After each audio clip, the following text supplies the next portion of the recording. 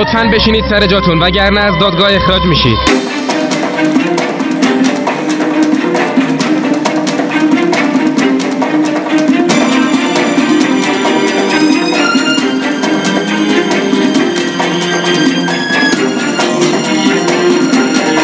خانم محترم، یا بشینید سر جاتون یا از دادگاه اخراجتون میکنم.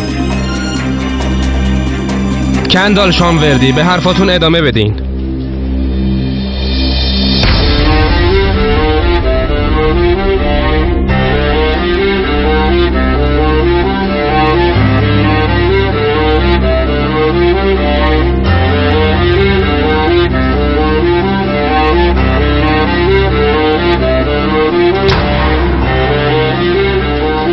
من الان به عنوان یه مجرم در مقابلتون ایستادم.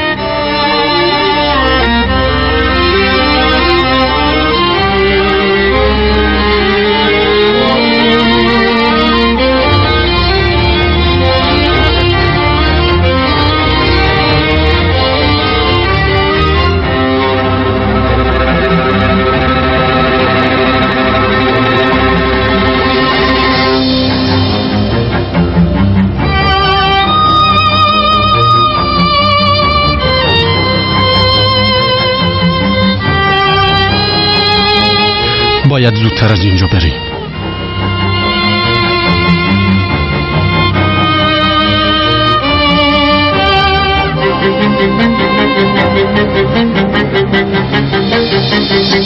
ولی من مجرم نیستم. مجرم واقعی. مامان جون. مادر کمک کنی. مامان. چه اتفاقی افتاد؟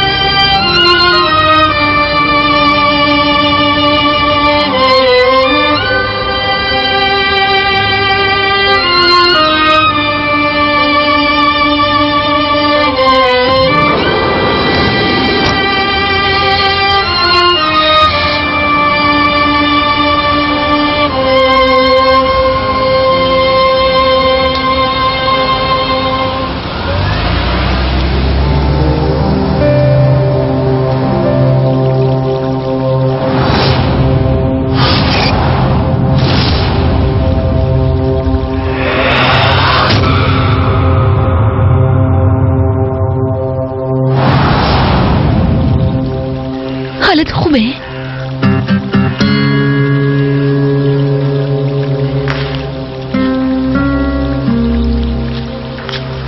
خواهر کجا میری؟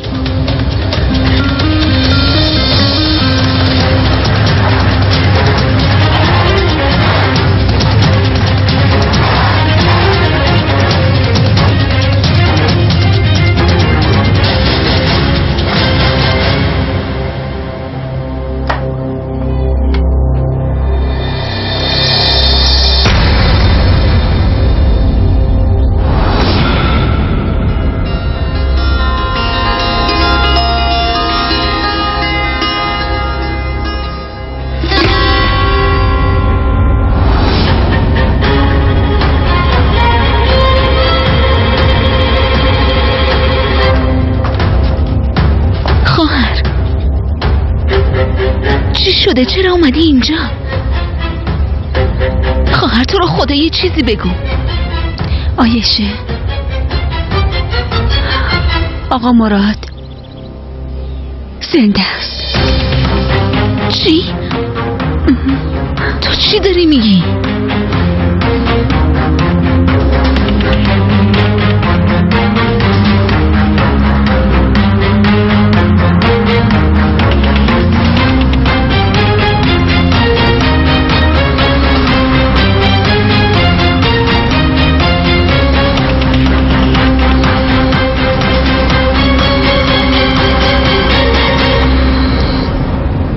خیلی زود همه چی رو میفهمی. یکم صبر داشته باش.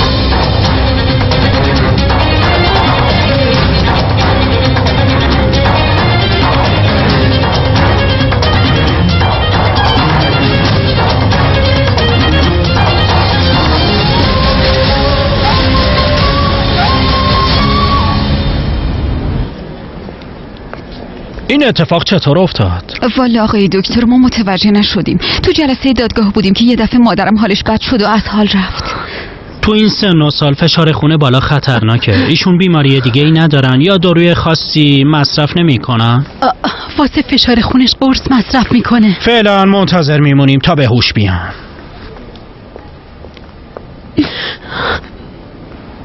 مادر همه چی ریخت و خودش رو به ما هیچی نگفت. خدا کنه اتفاقی براش نیفته. نگران نباش امینه، اتفاقی نمیفته. قدریه خانم خیلی قویه.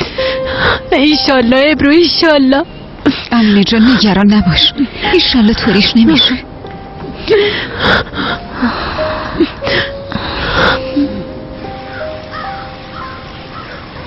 خودش بود. من مطمئنم.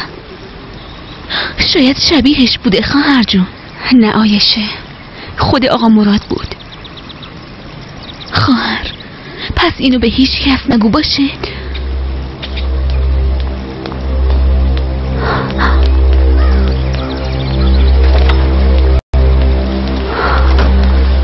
چی شد؟ آسم مامان بزرگ حالش بد شد. تو دادگاه حال قدریه خانم بد شد، بردنش بیمارستان. راست میگی؟ آسم ببینم حالت خوبه؟ میخوای بیای تو اتاق ما؟ نه میخوام دعا کنم.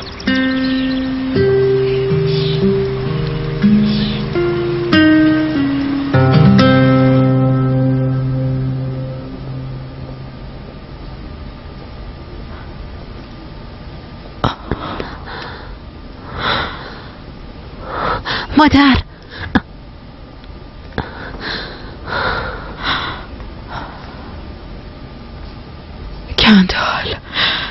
کندال چی شد؟ نمیدونم، ما شما رو آوردیم بیمارستان ولی سرهنگ عضو به هم زنگ زد گفت دادگاه به تعویق افتاده. لطفاً به این چیزا فکر نکنین، الان سلامتیتون مهمتره. دل شکستم دیگه، طاقت نیاورد. مامان جون ببینم الان حالتون خوبه؟ چه فرقی میکنه حالم خوب باشه یا نه؟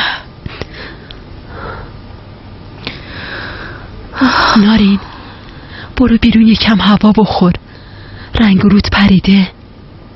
نه امینه جان ممنون، میخوام پیش مادر بمونم. نارین برو، ما که اینجاییم. برو دیگه، رنگت مثل گچ سفید شده. خیلی خوب باشه.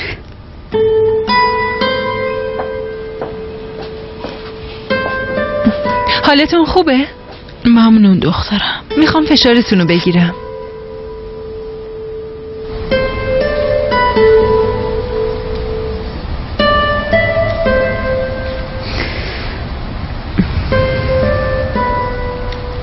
نارین سلام اوز. اومدم بیرونی هوایی بخورم، تو اتاق حالم یکم بد شد. قدریه خانم حالش چطوره؟ خوبه الان بهتره. خودت که میدونی فشارش مثل همیشه میره بالا. ایشالله بهتر شه. خب دیگه اوز، من باید برگردم پیش مادر. نارین تو دادگاه چرا یه دفعه داد زدی گفتی نه؟ قدریه خانومم از همون موقع حالش بد شد.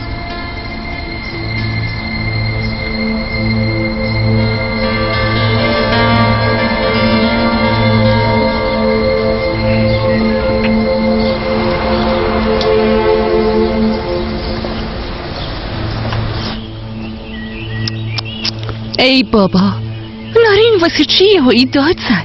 تو نفهمیدی چرا این کار کرد؟ نه نفهمیدم. فکر میکنی آخرش چی میشه؟ من چه میدونم چی میشه عزلم. با تو هم نمیشه یک کلمه حرف زد. ببینم تو اصلا نگران قدریه خانم نیستی یا فقط به فکر خودتی. مادر از اون جوونای قدیمه لازم نکرده تو نگرانیش باشی. فشارش مرتب بالا و پایین میره. تو تازه به نظر من بازم خوب دوام آورده.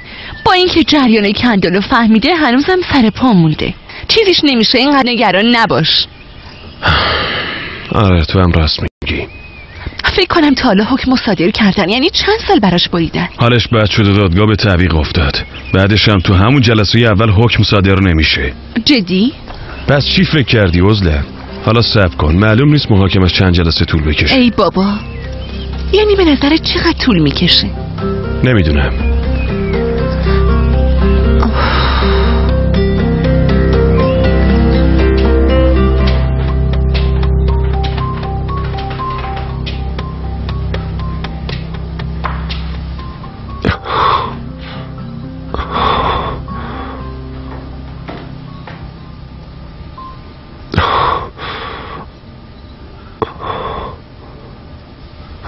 بیا پسرم.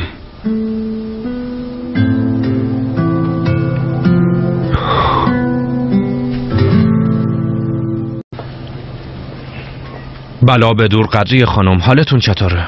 ممنونم پسرم، الان حالم بهتره. خدا را شکر. حالا چی میشه؟ یه تاریخ دیگه تعیین میکنن. به ابرو خانومم گفتم این کارا یکم زمان میبره، شنیدن حرفای شاهدا و بررسی دوباره شواهد و مدارک. ما رو خیلی ترسوندین ولی خدا رو شکر که حالتون خوبه.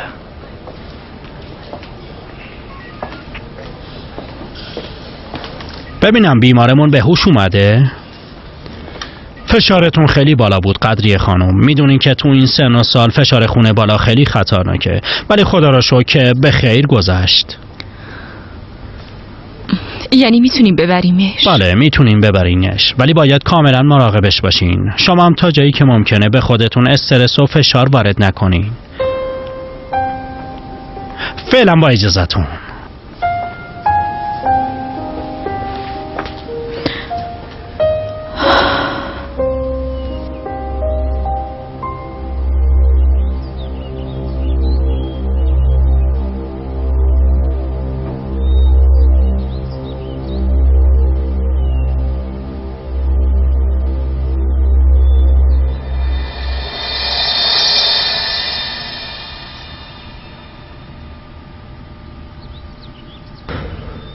خیلی خوب بابا، قبول دارم عموم آدم بدیه، ولی اصلا سر در نمیارم چرا خودتون رو بهمون نشون ندادین.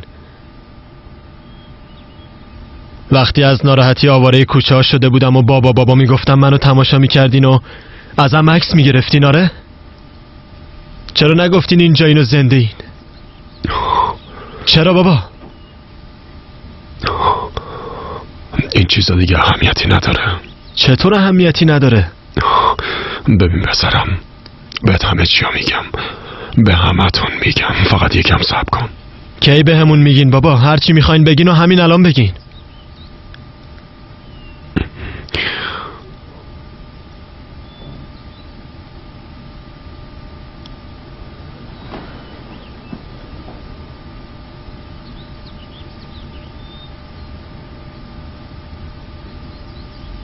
چرا بهمون نگفتین زنده این بابا؟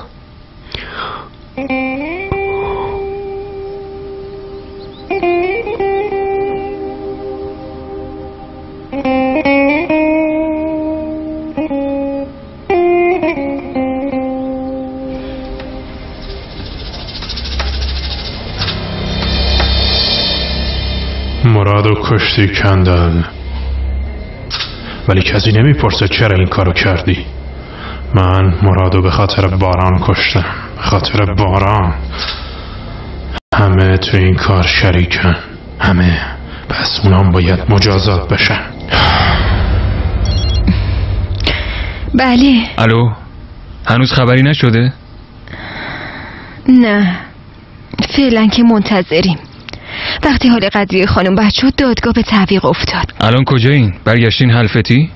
آره، آقا فرات ما رو رسوند. مامانم اینام رفتن بیمارستان. آدا من حتما باید ببینمت، میتونی بیای؟ باشه سردار، چند دقیقه دیگه میام. وقتی راه افتادی زنگ بزن. باشه.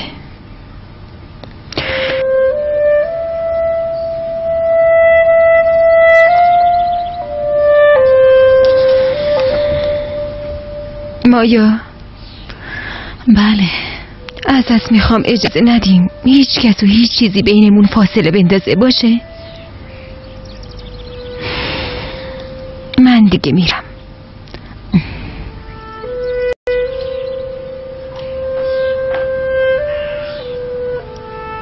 کاش میشد، کاش به همین راحتی بود.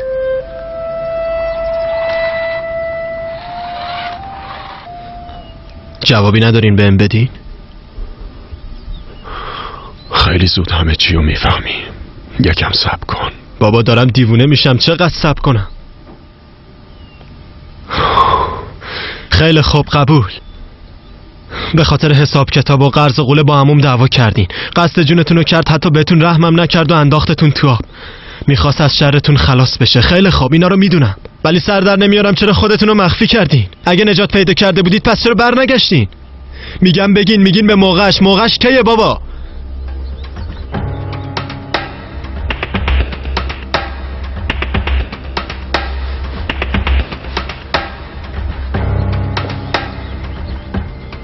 چرا خودتون رو نشون ندادین؟ حالا که با هم روبرو شدین باید بهم جواب بدین. اگه زنده بودین چرا نیومدین حساب عمومو برسین؟ منتظر چی بودین بابا؟ چاره غیر از این نداشتم. بیشتر از این سوال نپرس. یعنی چی که چاره دیگه ای نداشتین؟ مگه دارین بچه گول میزنین؟ بزرگ شدنمو ندیدین ولی من بزرگ شدم. حالا اومدین میگین من زنده بودم ولی نخواستم خودمو نشون بدم. چرا بابا؟ چرا؟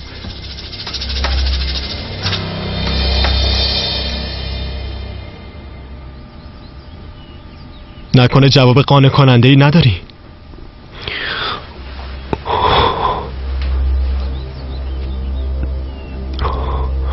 باران پسرم، چی کار میکردم؟ اینطوری با تو روبرو میشدم؟ اگه نمیرفتم سراغ عموم که بکشمش نمیومدین نه؟ نه.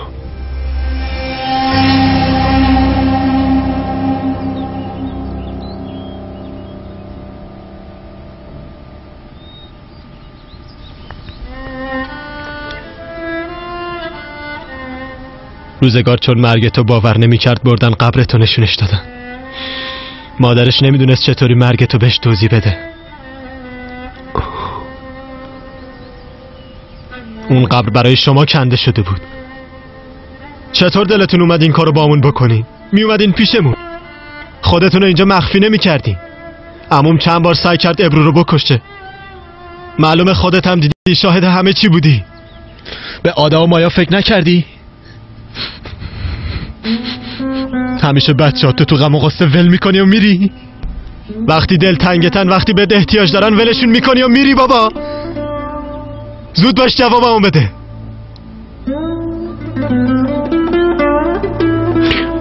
کجا میری پسرم؟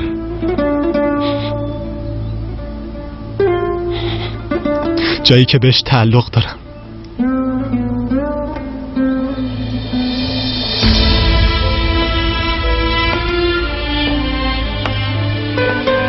نگران نباش، به کسی نمیگم زنده ای و دیدمت بابا.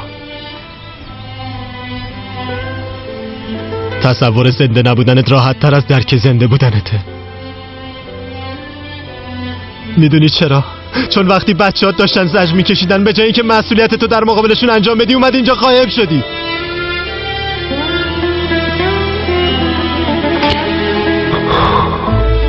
تو همچین آدمی هستی بابا.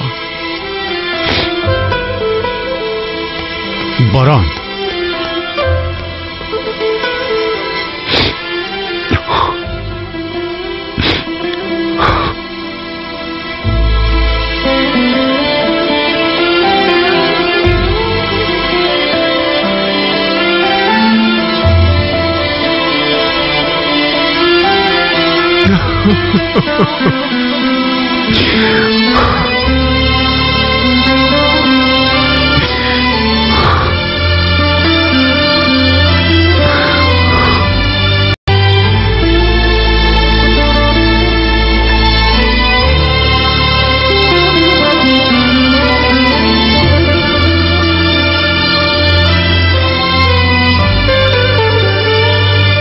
همیشه بچه‌هاتو تو غم و غصه ول میکنی میری؟ وقتی بهت احتیاج دارن، وقتی دلتنگتن ولشون میکنی و میری بابا. تصور زنده نبودنت راحت تر از درک زنده بودنته. میدونی چرا؟ چون وقتی بچه‌ها داشتن زجر میکشیدن، تو به جایی که مسئولیت تو در مقابلشون انجام بدی اومد اینجا قایم شدی. اگه میخوای از اینجا میریم مراد. الیف کارای کندالو انجام میده. هرچی اینجا بمونیم اوضاع بدتر میشه. تو هم نمیتونی احساساتتو کنترل کنی. نه. چرا مراد؟ باران حق داره. اونا رو تنها گذاشتم، ولی تصمیممو گرفتم. باشون روبرو میشم. مراد، من اینجام که بهت کمک کنم و هر کاری که میخوای و انجام بدم، ولی نمیتونم همینطور بشینم و در مقابل تصمیم اشتباهی که گرفتی ساکت بمونم. گفتی هر وقت قولتو فراموش کردی جلوتو بگیرم و یادت بندازم. مگه نمیگفتی نباید همون داغو دوباره تجربه کنن؟ حالا چی عوض شده؟ نمیخوام تو تصمیماتی که میگیری دخالت کنم، ولی بهتره دربارش خوب فکر کنی. دلیلی برای فکر کردن نیست. نقشمون نقشه براب شد. میترسی باران به همه بگه؟ باران نه، اون نمیگه.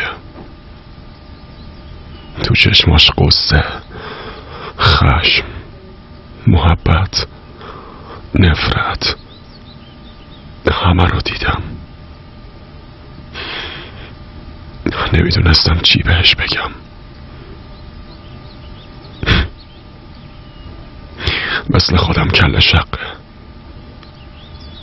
من تصمیممو گرفتم، دیگه کافیه. میرم پیششون. فقط کندال نیست، با همشون تصفیه حساب میکنم. از بعضی ها حساب پس میگیرم، به بعضی هم حساب پس میدم. باشه، خودت میدونی، ولی دیگه ولی بی ولی.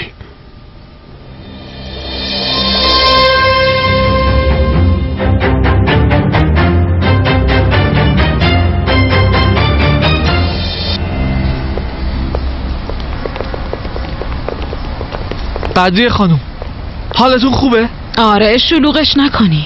یکم فشارم رفته بود بالا. بعضی وقتا اینطوری میشم. بریم ببینم.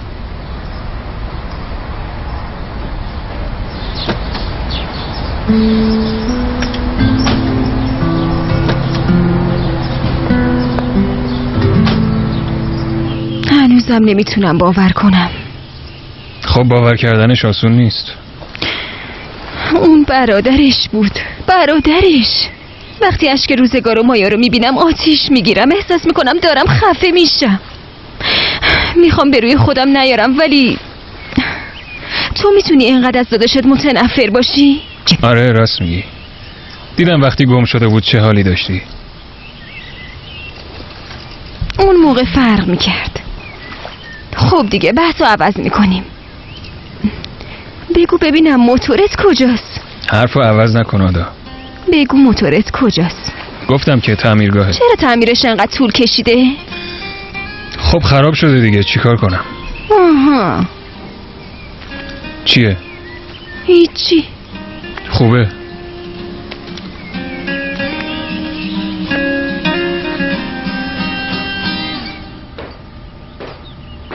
چی شد؟ خبر تازه‌ای داری؟ قدری خانم تو دادگاه حالش بد شد، بردنش بیمارستان. برای همینم دادگاه به تعویق افتاد. کدوم بیمارستان بردنش؟ من باید فوراً مادرمو ببینم. نگران نباشید، فقط فشارشون رفته بود بالا. دیگه داشتن برمیگشتن خونه. جای نگرانی نیست.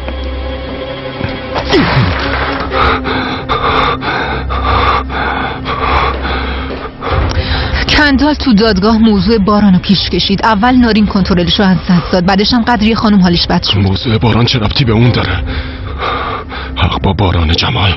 با فرار کردن چیزی حل نمیشه. باران؟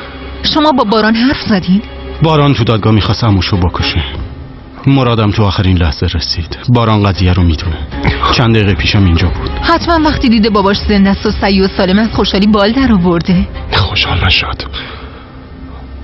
اصلا خوشحال نشد الیف. من اول باید با کندال تصفیه حساب کنم. بعدش هم میخواد بره پیش خانوادش. تو مطمئنی مراد؟ میتونی منو ببری ملاقات کندال؟ بعضی وقتا باورم نمیشه که توی مدت کوتاه این همه اتفاق برامون افتاده باشه. هنوز خیلی چیزا بود که میخواستم با بابام تجربه کنم. حالا تو زندگیم یه خلای خیلی بزرگ حس میکنم. من و بابام همیشه در مورد رویاهامون با هم حرف میزدیم. بابام خیلی آدم باحالی بود. یکم سختگیر بود ولی وقتی با هم بودیم خیلی خوش میگذشت. پس معلوم شد تو به کی رفتی؟ آره. کاش میشد تو رو با بابام آشنا کنم. دنبال چی میگردی؟ این بابامه.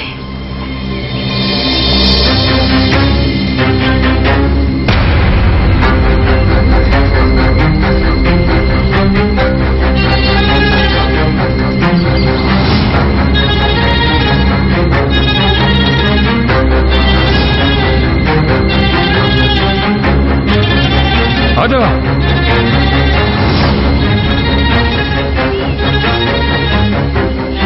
سردار چیزی شده؟ تو حالت خوبه؟ چرا یهو ساکت شدی؟ نه چیزی نیست. تو این عکس معلومه واقعا خوشحالی آدا. واقعا خیلی خوشبخت به نظر میرسی.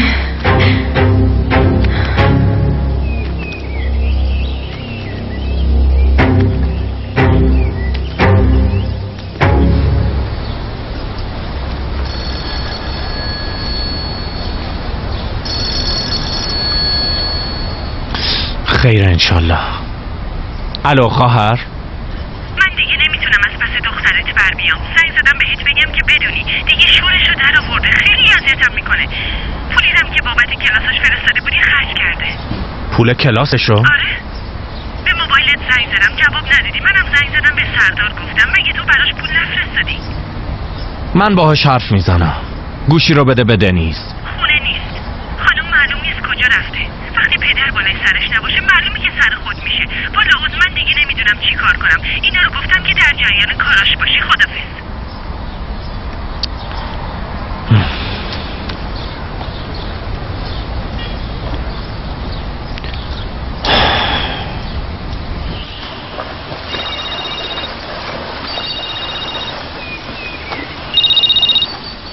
الو سردار، تو برای دنیز پول فرستادی؟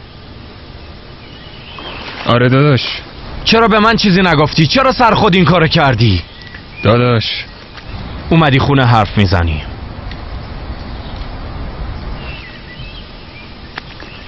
داداشت بود؟ چه دسته گلی به آب دادی؟ بی خیال. خب دیگه بریم دیرم میشه. میدونی که الان تو خونمون قیامتیه. باشه عزیزم پاشو بریم. از هیچ کدومشون خبری نشد. بارانم پیدا نکردم. مادر حالتون خوبه؟ خوبم دخترم خوبم. من حالا باید عذاب بکشم بعد بمیرم. مادر تو رو خدا این حرفو نزنی. بلا به دور باشه. ممنون دخترم. قدریه خانم میخواین برین تو اتاقتون؟ نه دخترم میخوام بشینم همینجا هوا بخورم.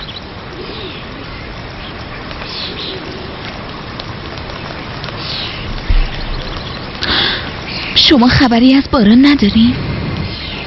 نه آیشه، منم نمیدونم کجاست.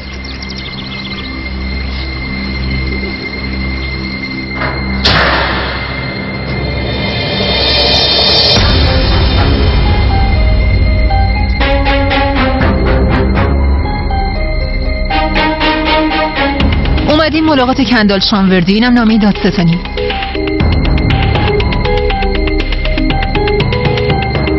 وقتی تو رو ببینی خیلی شوکه میشه.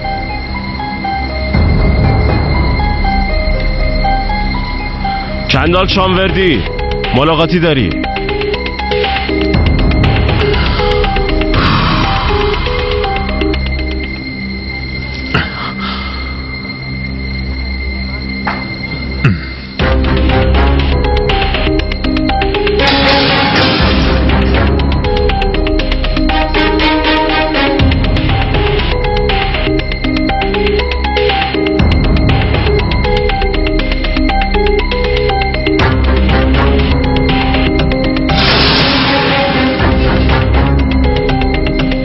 همه چی باید طبق قرارمون پیش بره. خب اگه پیش نره چی خانم وکیل؟ اون وقت دیگه با کس دیگه ای طرفین. با کی؟ الان میان میبینینشون.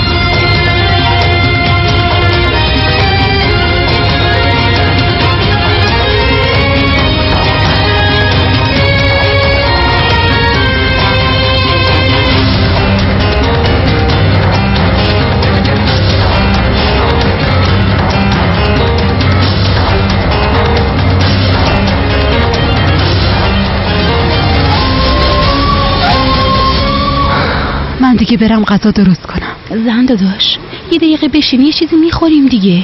نمیخواد انقدر خودتو خسته کنی. یه املتی ماکارونی یه چیزی درست میکنیم میخوریم. نمیشه ملک جان، مادر مریضه، با این حالش نمیتونه این چیزا رو بخوره. باید براش سوپ درست کنم. قدری خانم رفت بالا؟ میخواست بشینه تو حیاط ولی نتونست، رفت دراز بکشه. تنهاست؟ نه سیبیلم پیششه.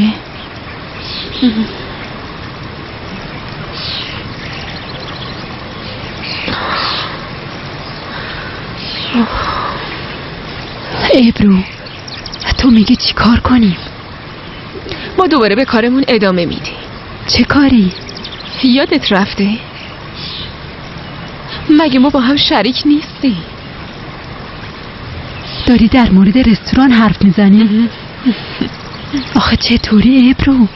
کندال تو زندانه، مادرم که مریضه. دیگه قانون طرف حساب کنداله.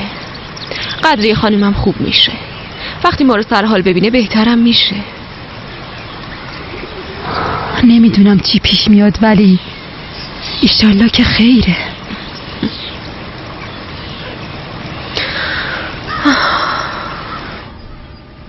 راحتین مادر؟ چیزی لازم ندارین؟ نه دخترم ممنون.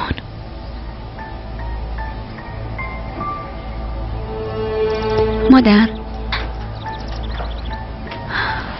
آقا مراد پیدا نکردن نه؟ نه دخترم، نه مردشو نه زندشو.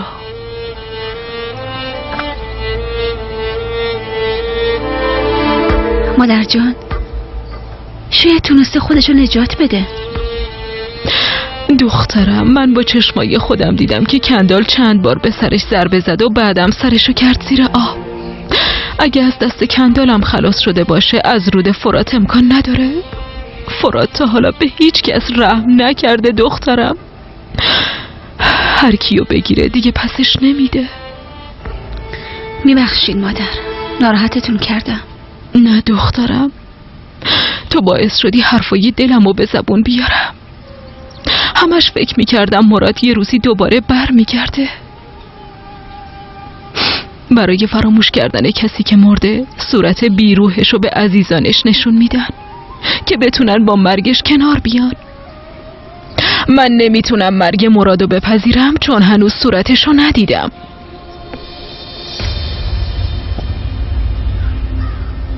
دخترم ببینم تو میخوای چیزی به هم بگی؟ مادر من میخواستم یه چیزی بهتون بگم ولی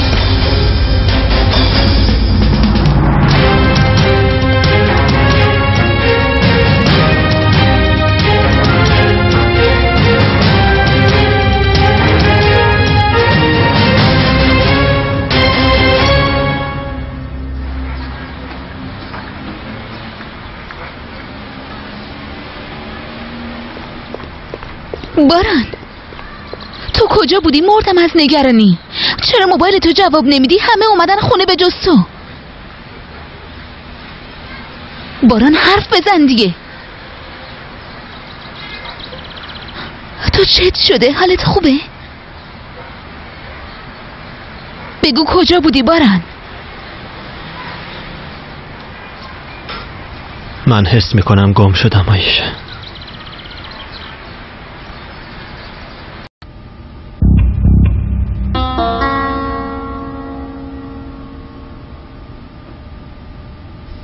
در نبود من خوب جولون میدادی کندال. رفتی به همه گفتی مراد خودشو انداخت رودخونه و به خاطر بدهیاش خودکشی کرد.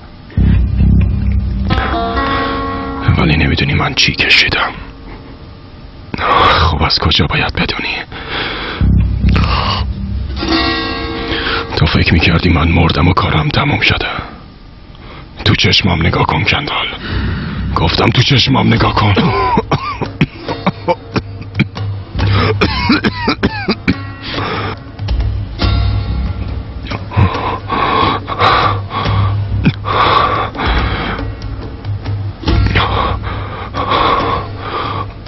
خدا رو شکر دوستان مثل برادرم نیستن. اونا نجاتم دادن.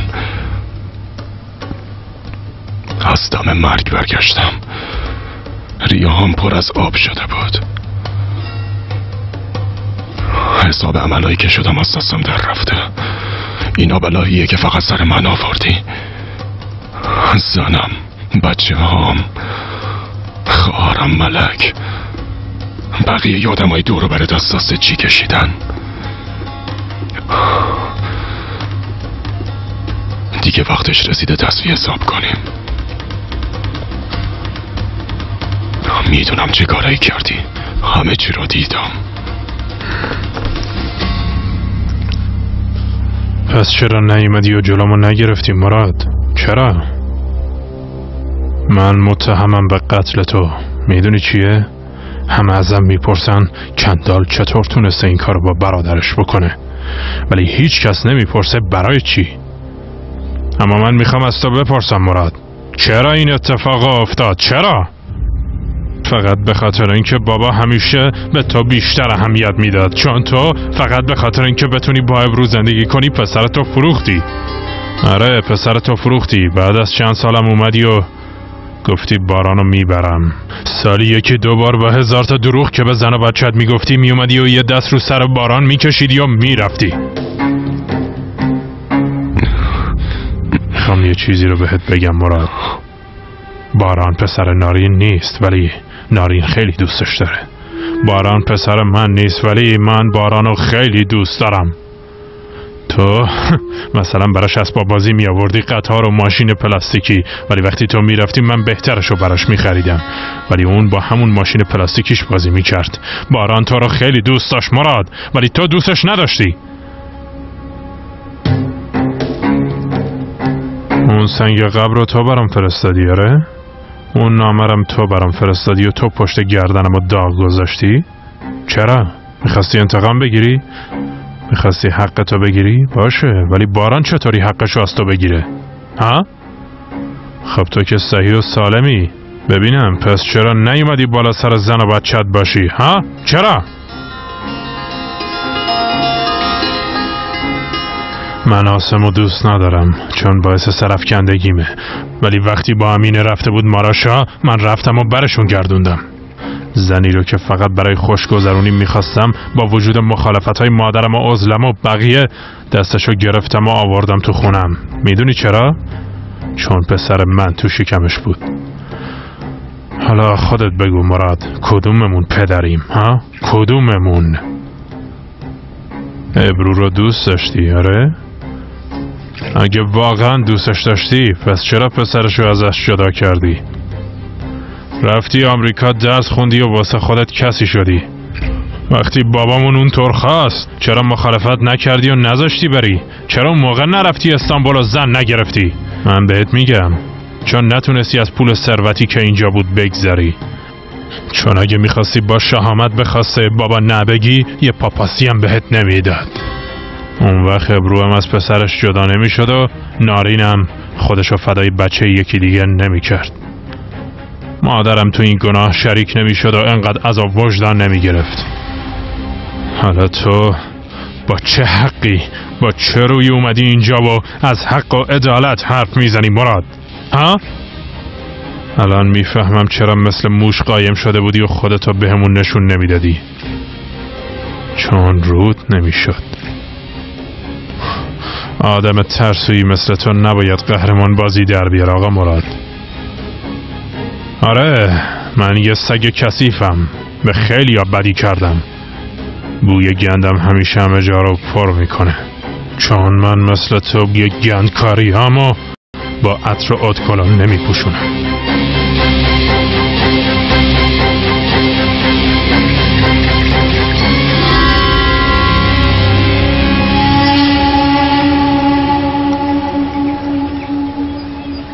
میدونم یه چیزی هست که نمیخوای به من بگی.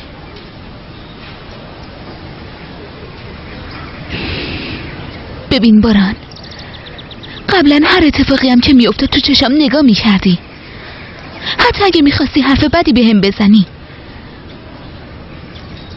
ولی الان یه چیزی تو چشماته که سعی میکنی ازم مخفیش کنی. خواهش میکنم به هم بگو. ببین باران، تو باید به من اعتماد کنی. نکنه یادت رفته ما با هم خیلی مشکلاتو پشت سر گذاشتیم. خواهش میکنم با من حرف بزن باران. هیچ کس به جز مامانم منو دوست نداره. هیچ کس. قبلا اینطوری فکر نمی کردم ولی حقیقت همینه. چرا همچین فکری میکنی؟ تا حالا هیچ وقت اینطوری سردرگم نشده بودم. قبل از اینکه بخوام به تو بگم اول باید خودمو پیدا کنم. من یه جایی گیر کردم که میترسم نتونم ازش بیام بیرون. باران. عایشه، تو فقط کنارم باشو. فعلا هیچ چیزی ازم نپرس. چطوری میتونم بهت بگم بابام زنده است؟ چطوری میتونم بهت بگم بابات زنده است؟ سیبل؟ مادر، من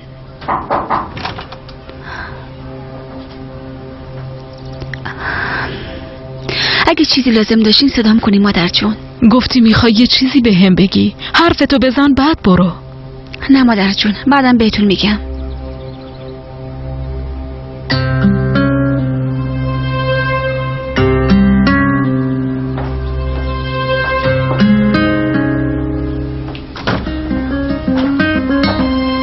خاله بهترین. دخترم من دیگه از این به بعد حال و روزم همینه. میبینی که خاله ببینین، پسر خالم این بار چیزی نگفت، ولی من مطمئنم تو دادگاه بعدی همه چیو میگه. اون وقت من چطوری توی باران نگاه کنم؟ بعدش باران حتما به هم پشت میکنه. به هم گفتین مادر بودن یه هدیه است و سعی کنم لایقش باشم. خاله من لیاقتشو ندارم. مادر بودن مگه فقط به زایمانه؟ خاله مراد چقدر لیاقت پدر بودنو داشت. اون نمیره زیر سوال ولی من میرم. اونم فقط چون بارانو به دنیا نیاوردم. پدر بودن یعنی فقط بچه رو به وجود بیاری؟ یا مادر بودن فقط به درد زایمان مادر؟ دخترم بهت گفته بودم تو مادر بودن تو ثابت کن تا لایق اسم مادر باشی. نارین، من شاهدم که تو برای باران مادری کردی، ولی ما میتونیم حق ابرو رو نادیده بگیریم؟ اون زن بیچاره از همه چی بیخبره. اون چه گناهی داره؟ تو خودتو بذار جای اون. میتونی؟ تو میترسی بارانو از دست بدی، ولی اون قبل از اینکه بهش برسه از دستش داد. بگو ببینم نارین، واقعا حق با کیه؟ راست کدومه و دروغ کدومه؟ شما میخواین همه چی رو بگین؟ فرات هم میخواد همین کارو بکنه. نه، من به کسی چیزی نمیگم. فرات هم چیزی نمیگه چون دلش نمیاد. به خاطر باران، به خاطر تو، مام این بارو به دوش میکشیم.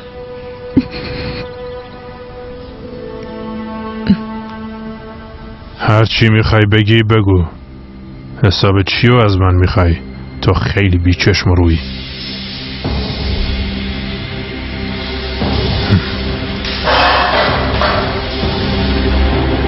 مادر به خاطر تو رو من اسلحه کشید مراد، میفهمی؟ ولی دلش نیومد شلیک کنه. اسلحه رو گذاشته بود زیر چونه خودش. اگه جلوشو نمیگرفتم کم مونده بود خودشو بکشه، چون فکر میکرد من تو رو کشتم. اما اون موقع تو داشتی چی کار میکردی؟ حتما یه جا قایم شده بودی و داشتی عکس میگرفتی، نه؟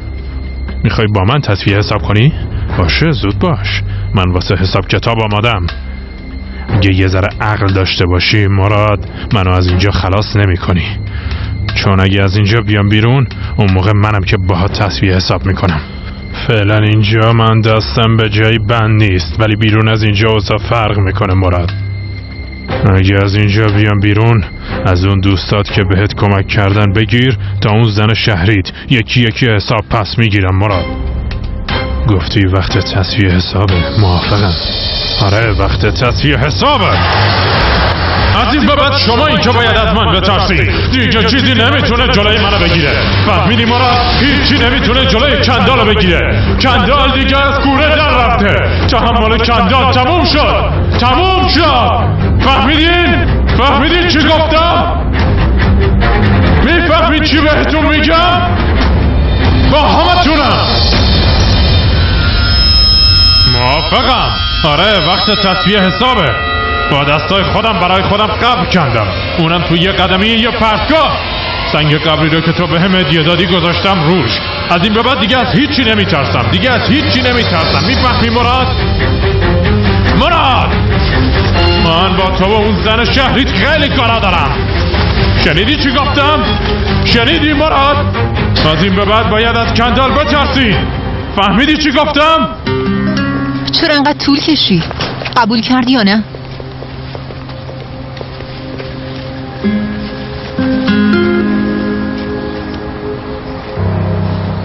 ترسیدم اتفاقی برای مامان بیفته. منم خیلی ترسیدم. کندال، خدا بگم چی کارت کنه مرد. قاتل برادر، چیزی نمونده بود قاتل مادرش هم بشه. بهتر آروم باشین، همه چی درست میشه. ولی ما هم نباید بیکار بشینیم. ببینم ملک، تو قرار بود ادامه تحصیل بدی مگه نه؟ قدریه خانومم خیلی خوشحال شده بود. تو چی امینه؟ میخوای بازم به خاطر کندال خودتو تو خونه زندونی کنی؟ من بهتون اجازه نمیدم به خاطر اون از آرزوهاتون دست بکشین. هرچی میخواد بشه، ما به راهمون ادامه میدیم. هر طور شده یه چاره‌ای پیدا میکنیم. شاید اینطوری قدریه خانومم کمتر قصه بخوره. این کارا رو به خاطر عزیزانمون میکنیم، چون اونا به ما نیاز دارن. باشین دیگه. مامان کجا میرین؟ میخوایم دوباره کارمون رو شروع کنیم. سیبل، مادر چطور بود؟ همونطوریه. نارین اومد بالا، منم تنهاشون گذاشتم. شما کجا میرین؟ میخوایم بریم دوباره رستوران را بندازیم.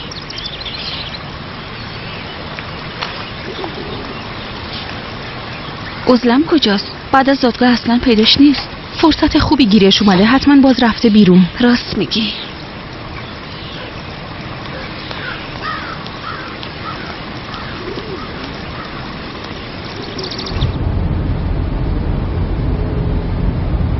ابرو رو دوستش داشتی؟ آره؟ اگه واقعا دوستش داشتی اون کارو نمی کردی.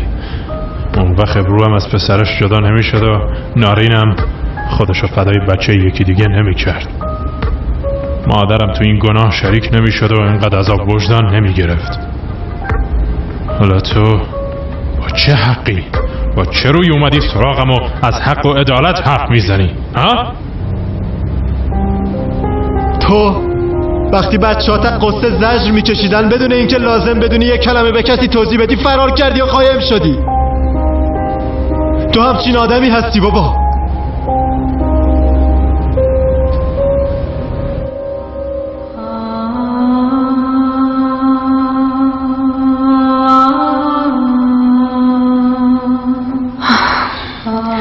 زندگی چیزی رو تو سینی نقره تقدیمت نمیکنه.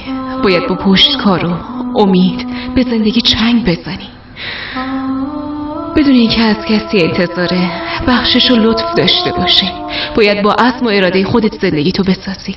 اگه لازم باشه باید بهای چیزی رو که از زندگی میخوای بپردازی.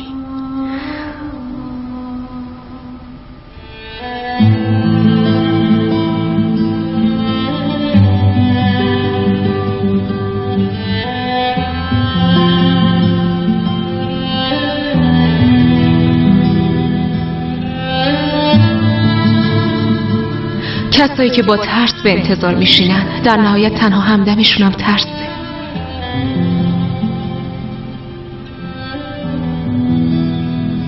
زندگی خیلی بیرحمه. درسته ممکنه برای بعضی زیادی دست و دل باز باشه، برای بعضیام زیادی خسیس. درسته ولی یه حقیقت دیگه هم هست. عدالت زندگی دیر و زود داره ولی سوخت و سوز نداره. وقتش که برسه پاسخ همه اشکاتو میگیری.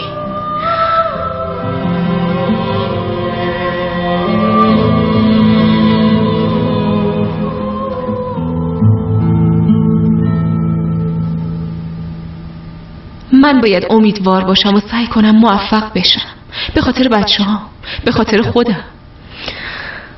یه روز بابام ازم یه سوالی پرسید.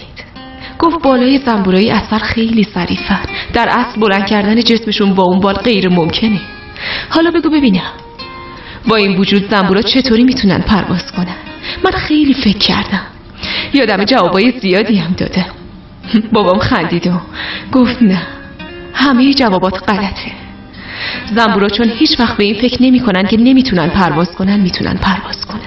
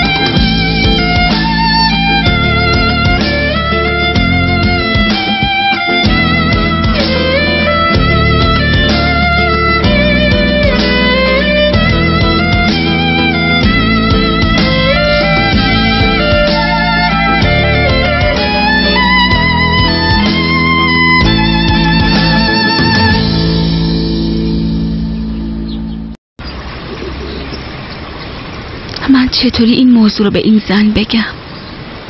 اونم وقتی همچین حال و روزی داره. شما کجا بودین؟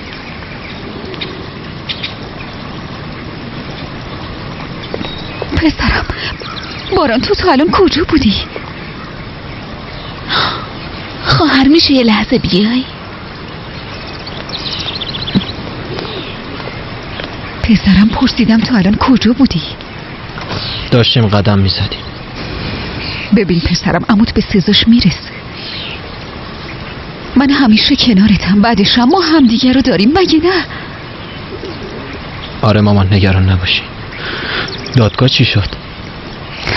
مادر بزرگ تو دادگاه حالش بد شد. الان حالش چطوره؟ چیزی نیست پسرم نگران نباش. بالا تو اتاقش داره استراحت میکنه. دادگاه هم نیمه کار موند، قرار شد یه تاریخ دیگه تعیین کنن. حقشو میذارم کف دستش. باران خیلی خوب مامان. گفتم خیلی خوب، نگران نباشین. تقاص کارشو پس میده. بقیه کجا؟ همه رفتن سراغ همون رستورانی که ابرو زده. باشه من برم یه سری به مامان بزرگم بزنم. باش برو.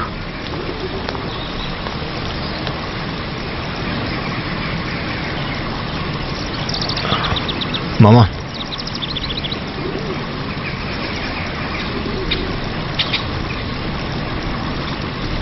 چیه پسرم؟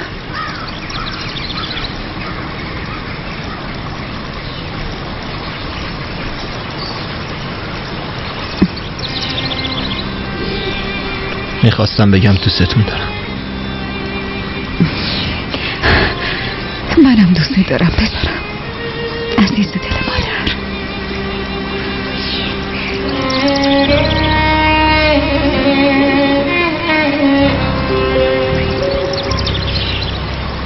آخ مراد، آخ مراد، فکر کردی میتونی منو دور بزنی؟ ها؟ تازه اومده برام شرطم میذاره. اگه من همه کثافت کاریاتو رو نکردم، فقط صبر کن اون موقع میخوای چه غلطی بکنی؟ ها؟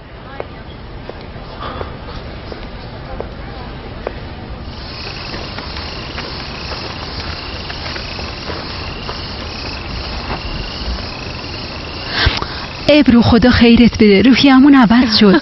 خیلی خوب شد اومدیم اینجا، بازم به لطف شما همه چی خوب پیش رفت. این چه حرفیه ملک؟ هممون زحمت کشیدیم، تازه بعدش هم نوبت مدرسه توه.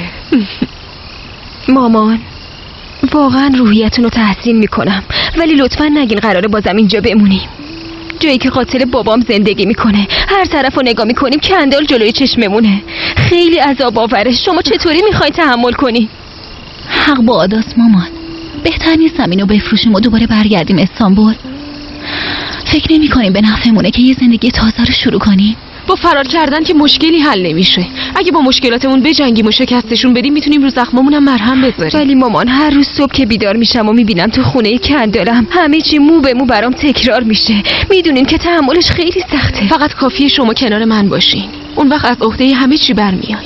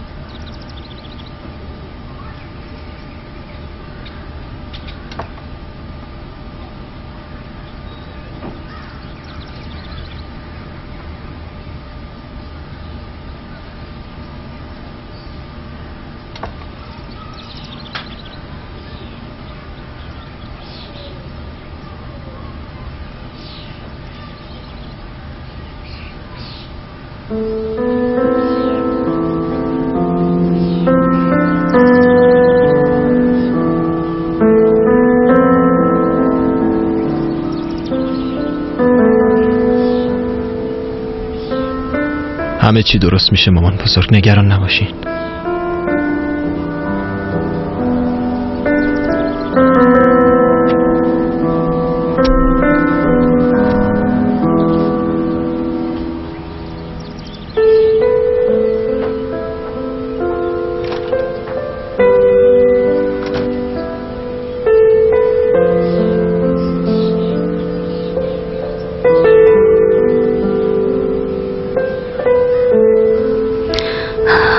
خدا بهش صبر بده آیشه.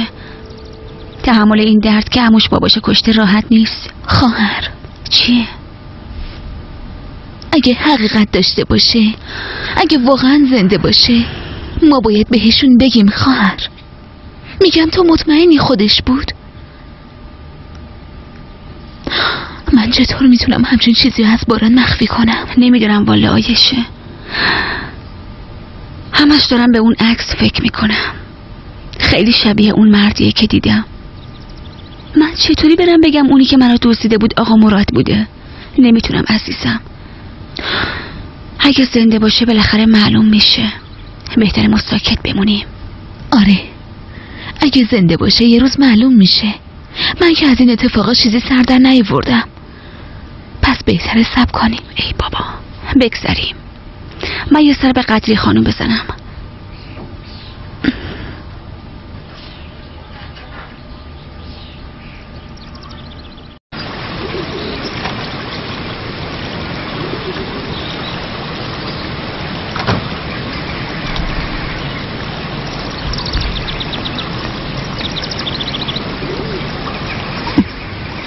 مادر جان چرا بلند شدین؟ یه کمی دیگه استراحت میکردین. من داشتم میومدم پیشتون. خاله جون این چه کاریه؟ حداقل امروز استراحت میکردین.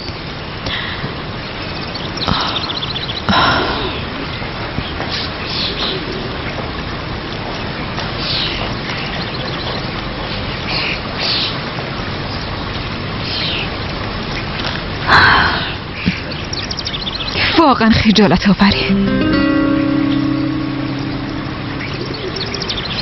وقتی آدم همچین عروسی داشته باشه خواب به چشمش حروم میشه.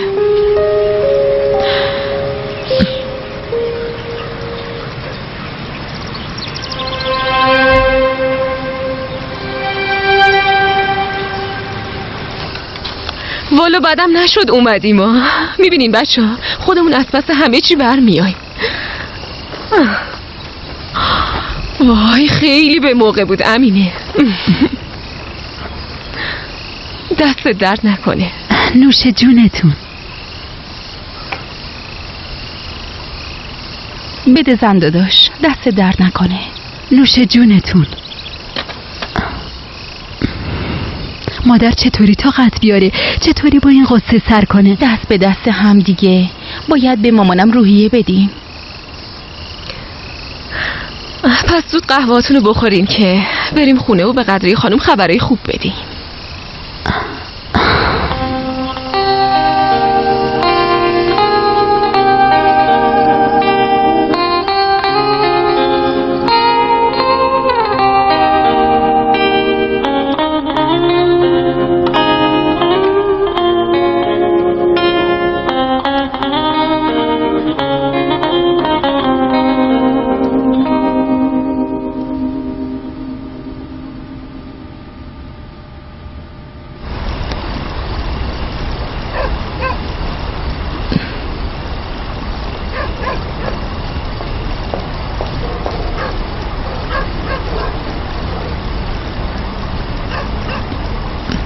ده آتیش گرفته، دیوونه مشغول شونه زدن موهاشه. دخترم این چه وضعیه؟ مادر مگه تقصیر منه که ده آتیش گرفته؟ هر کی آتیش زده تقاصش هم پس میده. بقیه کجان؟ نارین که تو اتاقشه، زنده داشت ابرو هم تو رستورانشه. امن و امان. شام چی بخوریم؟ به اندازه کافی هم دیگر رو میخوریم. فکر میکردم دیگه باید سیر باشیم. ای بابا مادر، این امینم که افتاده دنبال زنده داشت ابرو کارمون در اومد.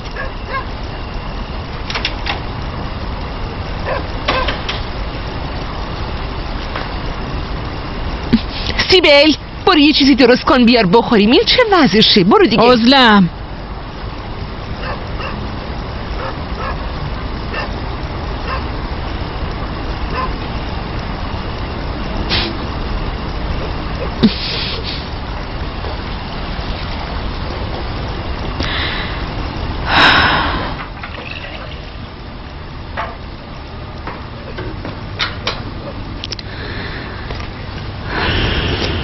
چپ نگاه میکنی سیبل؟ ببینم مشکلی داری؟ گوش کن دیگه، کسی نیست نجاتت بده، پس حواستو جمع کن. دلتو به بچه‌ای تو شکمت خوش نکن. عزلم دست از سرم بردار. به احترام قدری خانم ساکت موندم وگرنه میدونستم چی کارت کنم. دختر تو انگار اصلا زبون آدمیزاد سرت نمیشه. دارم میگم دیگه کندالی وجود نداره. یعنی اونی که طرفداری تو میکرد و هوا تو داشت دیگه نیست. میفهمی چی میگم؟ از این به بعد حرف منه. دیگه هم حرف اضافه نباشه. باشه. تو فکر کن دیگه حرف توی عزلم خانم. کاری به کارم نداشته باش. من به احترام قدری خانومه که چیزی بهت نمیگم. کم که این چند وقت مصیبت سرش نیومده.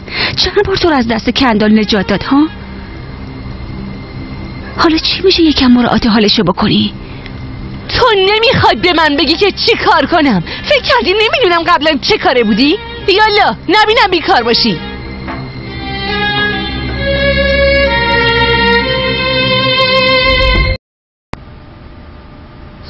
اگه مادرم حرفی نزنه یا داداشم هیچی نگه فرقی نمیکنه. مهم اینه که کندال چیزی نگه. باید یه فکری بکنم، ولی چطوری میتونم ساکتش کنم؟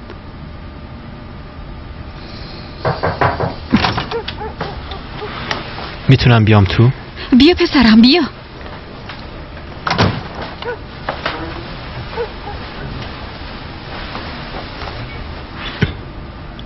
داشتین عکس نگاه میکردین؟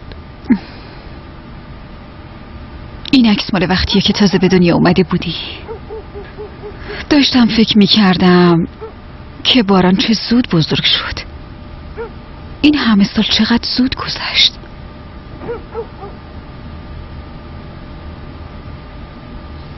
مامان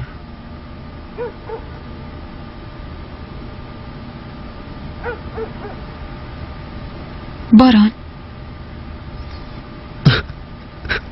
باران ببینم یه دفعه چه شد؟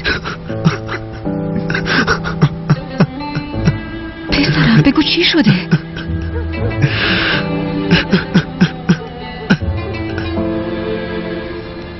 مامان خواب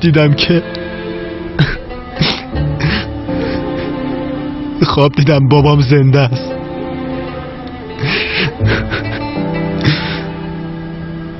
باهاش حرف زدم، گفتم چرا ما رو ترک کردی؟ چرا تنهامون گذاشتی؟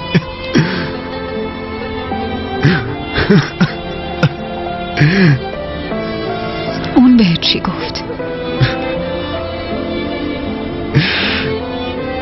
گفت من که هیچ وقت پیشتون نبودم. گفت همیشه تنهاتون میذاشتم، حالا واسه چی منتظری که برگردم؟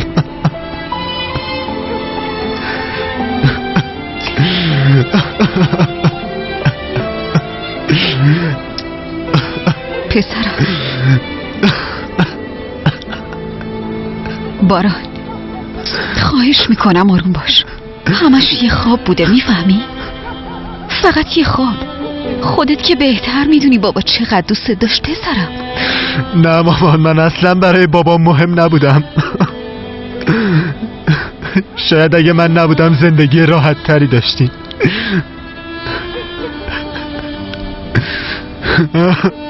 راحت تر.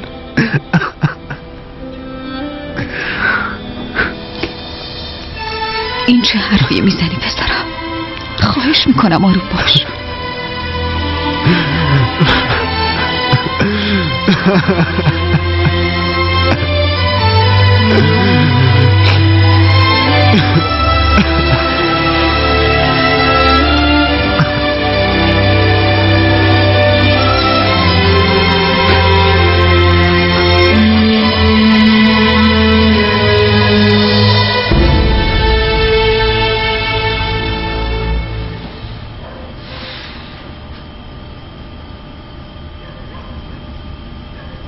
این همون اسلحه‌ایه که دست باران بود.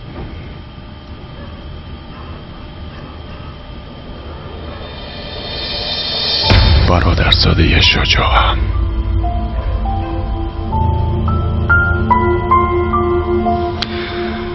تصمیمت برای برگشتن پیش اونها عوض نشده؟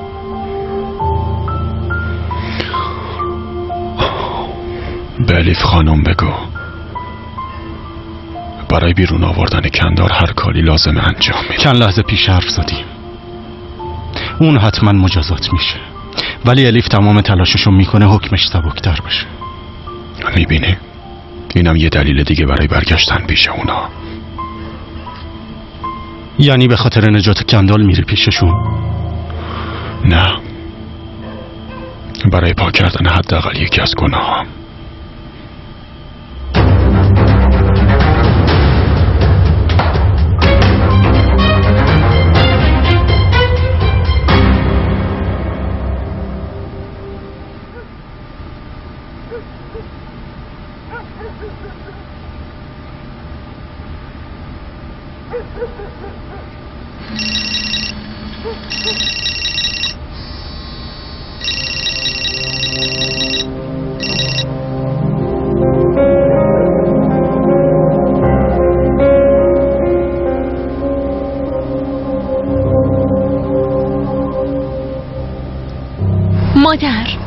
حالا که کندال زندانی شده پس تکلیف کارخونه چی میشه؟ باران که نمیتونه کارخونه رو اداره کنه چون هنوز بچه است. شما هم با این سنتون نمیتونین برین اونجا. میگم چطور من کارخونه رو اداره کنم؟ درس نخوندم ولی مغزم خوب کار میکنه، میتونم کارای آقا رو انجام بدم. آره، از این بابت هیچ شکی ندارم.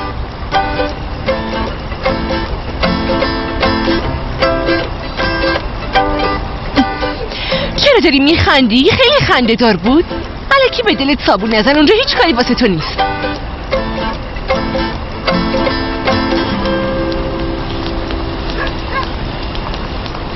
خوش اومدین. خیلی ممنون. مادر از جاتون که بلند شدین.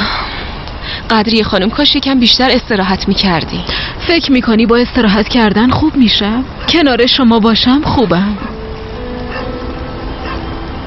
مام کنار شما حالمون خوبه.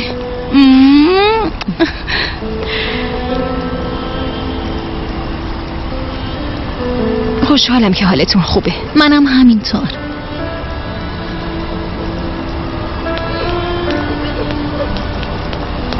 خب بگین چی کارا کردین؟ مادر امروز کلی کار کردیم. آره مامان جون، کلی هم مشتری داشتیم. زنداداش ابرو حساب کتاب کردید، خیلی هم سود کردیم. ایشالله همیشه خوشحال باشی ملک. برای اینکه خنده رو لبات بیاد هر کاری بتونم میکنم. زنداداش ابرو باعث شد حال و هوام عوض بشه. دستش درد نکنه، اینطوری واسه هممون خوب شد. تازه به زودی خنده رو روی لبای شما میارم. اصلا نگران نباشین. خب امینه جون، غریبه ها رو سیر کردی ولی ما گرسنه موندیم.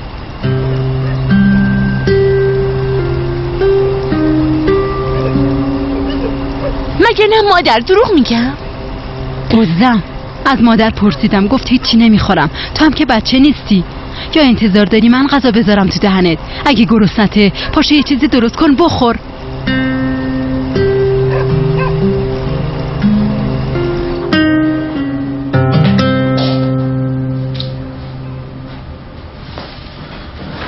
چند فروختیش؟ چیو؟ موتورو میگم، چند فروختیش؟ خواهر به خاطر دنیز پول خواسته بود، تو هم به جای من براش پول فرستادی. میدونم تو هیچ پولی نداشتی. دارم فکر میکنم از کجا اون پولو جور کردی. آره داداش، من براش پول فرستادم. این که دیگه عصبانیت نداره. واقعا نمیفهمم. موتورمو فروختم، حل شد و رفت. سردار چرا به من چیزی نگفتی؟ چرا خودسرانه این کارو کردی؟ چند بار بهت گفتم بی خبر از من کاری نکن. ها؟ چرا به حرفم گوش نمیدی؟ داداش وضعیت تو مشخصه. تو قبلا به خاطر من وام گرفتی. یادت رفته ماشینتو داغون کردم؟ خواستم اینطوری جبران کنم. اصلا به من نیومده کار خوب کنم. بعدشم دنیز برادرزادمه، اگه نتونم واسه اون کاری بکنم به چه دردی میخورم؟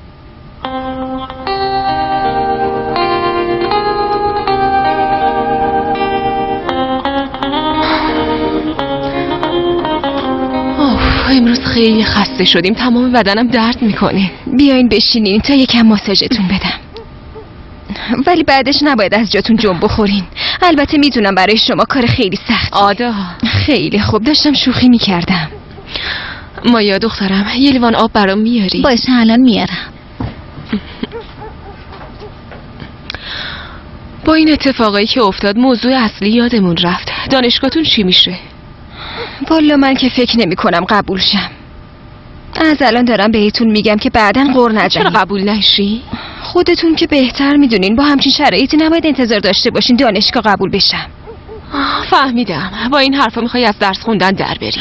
الان بگم بهتر از اینه که بعداً بخواین غر بزنین. در مورد چی حرف میزدین؟ مامان داشت میگفت اگه دانشگاه قبول بشیم واسه هر دومون یه خونه میگیره. راست میگه؟ نه عزیزم، اگه قبول شدین میرین تو خوابگاه میمونین. مامان شما اول قبول بشین بعداً حرف میزنین. منم باهاشون میرم، میخوام پیش خواهرام باشم. باشه تو هم باهاشون برو. داداش میگم یعنی ممکنه آقا مراد زنده باشه؟ چی باعث شد اینو بپرسی؟ وقتی من و آدا تصادف کردیم یه ماشین داشت رد میشد، نگهش داشتم. راننده و سرنشینش به اون کمک کردن و رسوندنمون بیمارستان. اونی که تو ماشین بود خب آدا عکس باباشو بهم نشون داده بود. خب همون آدم بود. حتما شبیهش بوده. به احتمال زیاد همینطوره. خب چه میدونم، این همه شباهت برام یکم عجیب بود.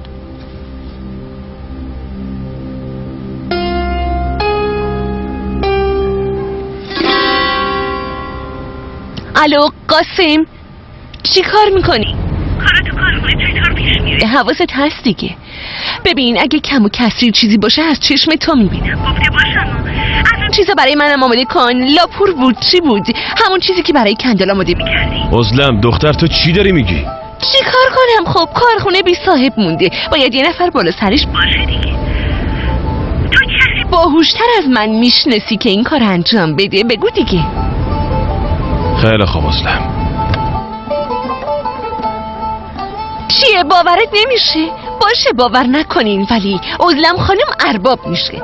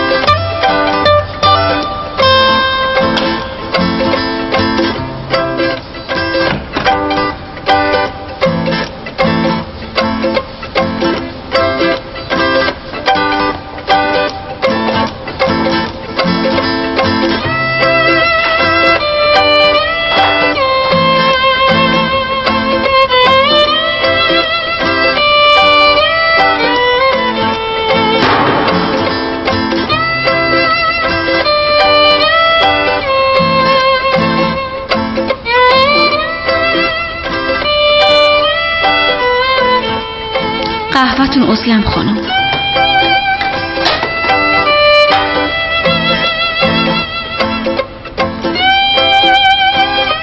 این دیگه چجور قهوه‌ایه؟ خجالت نمیکشی این قهوه رو برای من میاری؟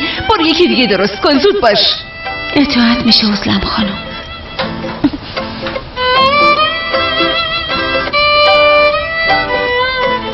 تمام دنیا میخوان پسته های ما رو بخرن. آلمان، فرانسه، ایتالیا، هلند. اگه پول بدن البته که میفروشی. واقعا مغز اقتصادی فوق‌العاده‌ای دارید ازلم خانم.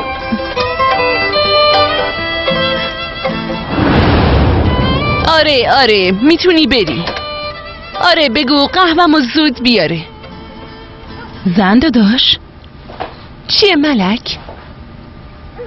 هیچی. حالت خوبه؟ خیلی خوبم. خوبه؟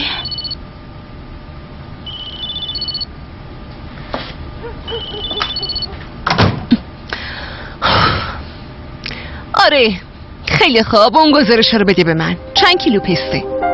خیلی خوب، حالا دیگه میتونی بری. بگو داداش، اومدم تو اتاقم. ملک باید با هم حرف بزنیم. داداش تو حالت خوبه؟ آره خوبم. ملک فردا صبح زود بیا، میخوام ببینمت. کسی بیدار بشه میام. خیر باشه داداش. ملک من تصمیم گرفتم برگردم خونه.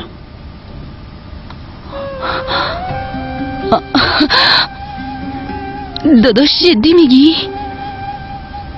یعنی میخوای بیای خونه؟ از صبح میبینمت. بیا همون جایی که تو بچگیمون میرفتیم، اونجا جزئیاتو بهت میگم. شبت بخیر. باشه دادا، شب بخیر.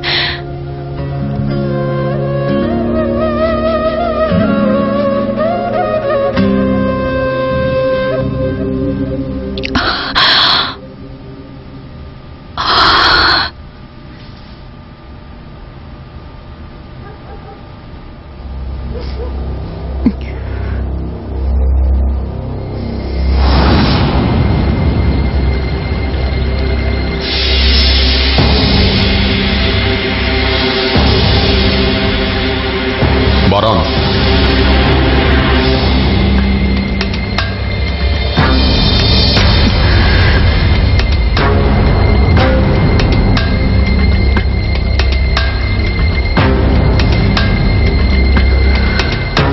ابرو مادرته.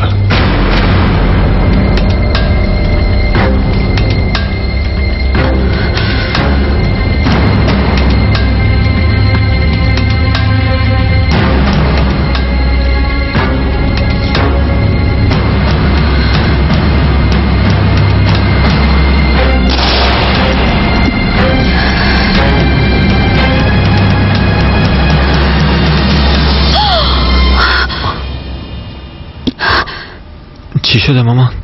خواب بد دیدم.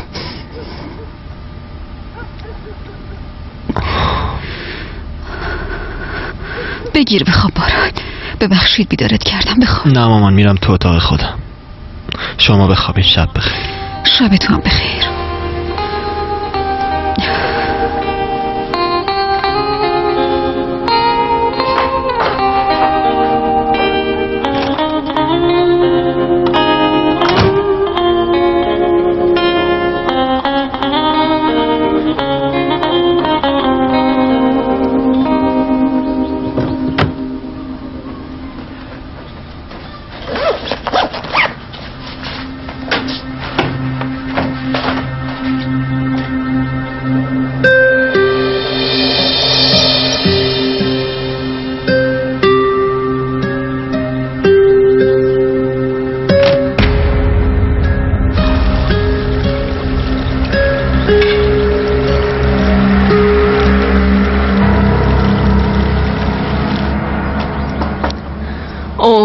دخترا پاشین دیگه. مامان شب دیر خوابیدم، بذارین یکم دیگه هم بخوابم. به حرفم گوش ندادی تا صبح با گوشید ور رفتی. مایا یالا تو هم پاشو. چشم مامان. اوف مایا، یه بارم شده به حرف مامان گوش نده. یالا دخترا بلند شین دیگه.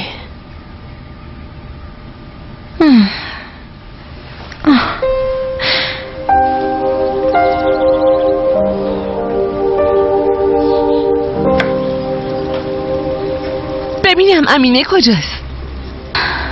صبح زود رفت سر کار. خوبه والا، وقتی کندر نیست هیچ کس تو خونه نمیمونه. خیلی خوب، گرسنمه، زود صبحونه رو آماده کن.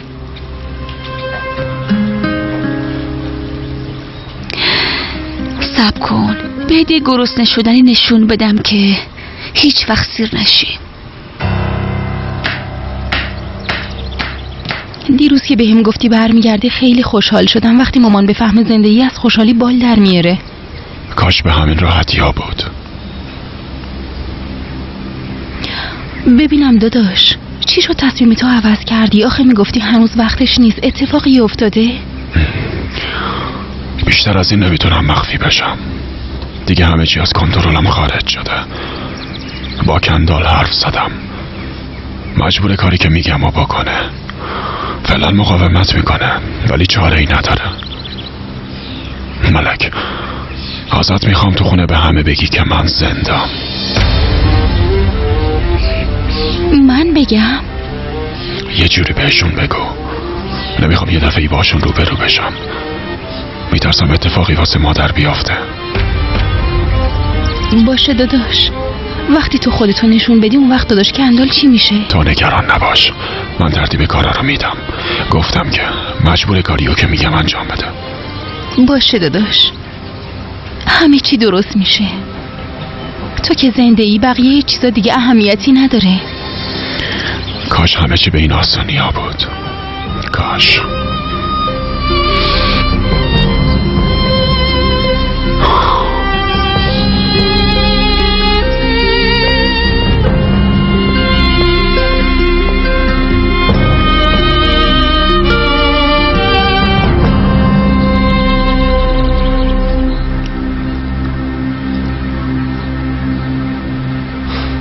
بابام کجاست؟ نیست. خب کی برمیگرده؟ میخوای ببرمت پیشش؟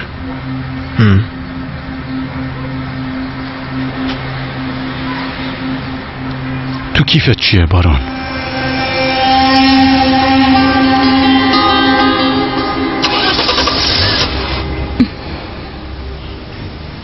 خب دیگه پاشو برو تا نگرانت نشن.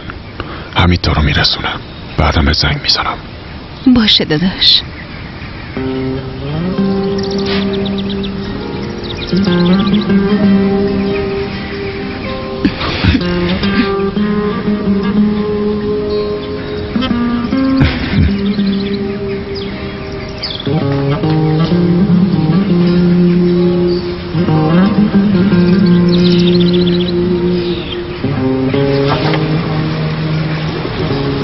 صبح بخیر مادر.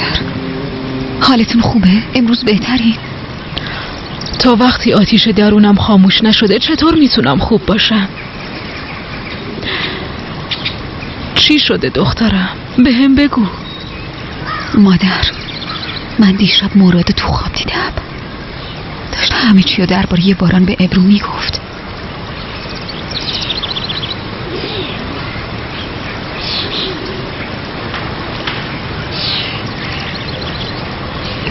حالا دیگه واسه چی یواشکی حرف میزنی؟ مگه بزرگترین رازمون برملا نشد؟ عزلم دهنتو ببند. اول صبحی دوباره شروع نکن.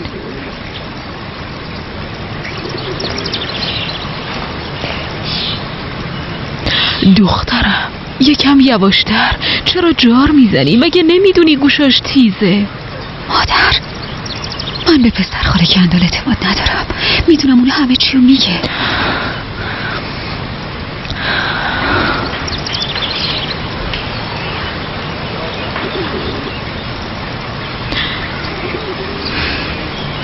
امینه کجاست؟ والا امینه دیگه ما رو فراموش کردی. حتما رفته سر کار. خدا حفظش کنه. زن بیچاره سال هاست داره تنهایی بار ما رو به دوش میکشه. یه خوردن به فکر خودش باشه. ملکم نیست. دست بردار رستم. فعل کن دیگه. چرا اول صبحی به همه گیر میدی؟ صبح بخیر. حالتون چطوره قدریه خانم؟ خوبم دخترم.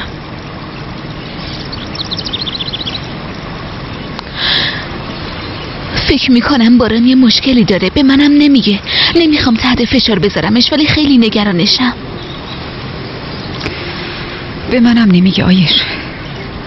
مگه کم عذاب کشیده؟ کاریش نداشته باشین خوب میشه. باران من قویه.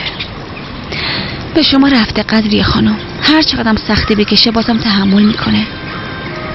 کجا میری دخترم؟ میرم کندالو ببینم مادر. میدونی که اجازه ملاقات نمیدم. مادر هر طور شده باید ببینمش. میرم آماده بشم.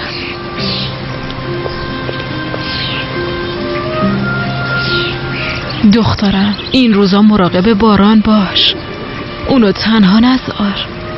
اگه باهات حرف نزد اشکالی نداره. اینجور مواقع آدم دوست داره تنها باشه ولی میدونی که اینطوری آدم بیشتر داغون میشه. چشم نگران نباشی.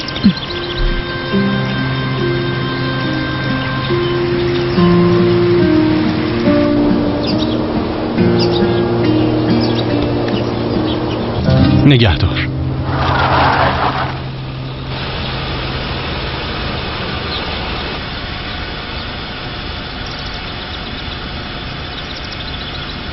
چرا وایستادیم؟ اون داداشته نه؟ حتما بابات بهت گفته که مواظبش باشی. آره فقط بلده نصیحت کنه. کاش خودش هم عمل میکرد. باران، بابات روزای سختی رو گذرونده. من شاهد هر لحظهش بودم. اون شما رو واقعا بالاخره منو میبری یا خودم برم؟ فقط منو ببر پیش بابا. نصیحتتو بذار برای خودت.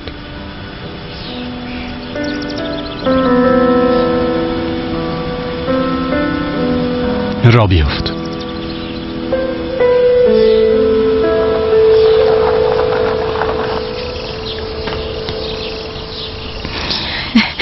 چیه؟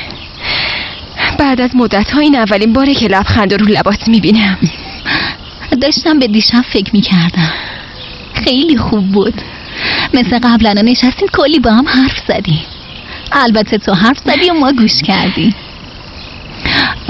خیلی وقت بود از این کارا نکرده بودیم. دلم تنگ شده بود. تو حالت خوبه؟ خوبم.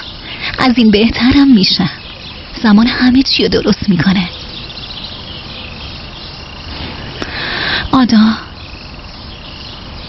اگه ناخواسته ناراحتت کردم معذرت میخوام. نه، من باید معذرت بخوام که درکت نکردم.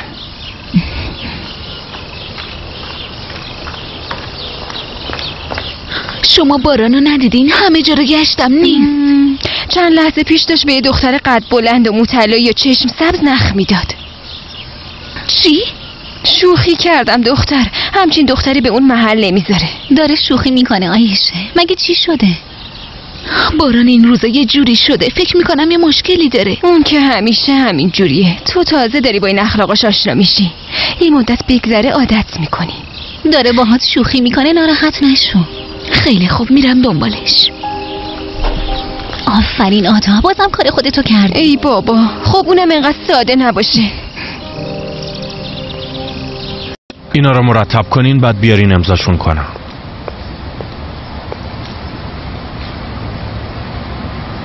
بسیار خوب، برو.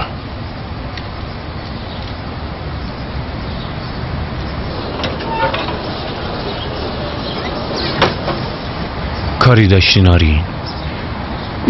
ببخشید، انگار مزاحم کارت شدم. نه اصلا. دیشب بهت زنگ زده بودم. آره فهمیدم، ولی باران کنارم خوابیده بود، نخواستم بیدارش کنم. که اینطور؟ عوضی خواهشی ازت داشتم. میدونم بهم اجازه ملاقات نمیدن، ولی من حتما باید پسر خاله کندالو ببینم.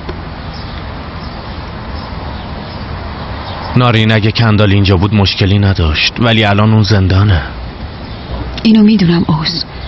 من اصلا نمیخوام تو رو تو شرایط سخت قرار بدم. باور کن اگه مهم نبود اصلا اینو ازت نمیخواستم. ولی یعنی نمیتونی با مدیر زندان حرف بزنی اجازه بده؟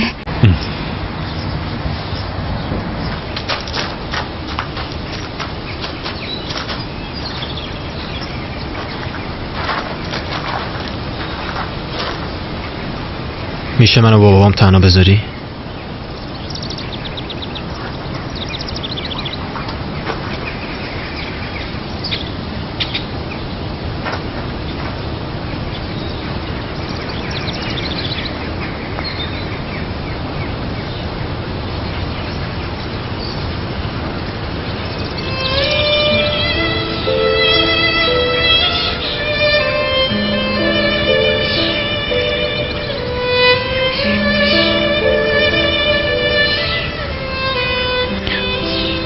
میدونم از دستان ناراحتی.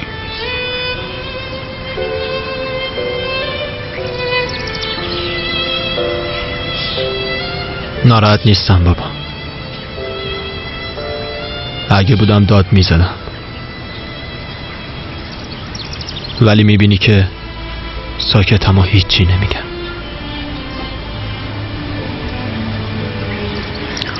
تو اون گیف چیه؟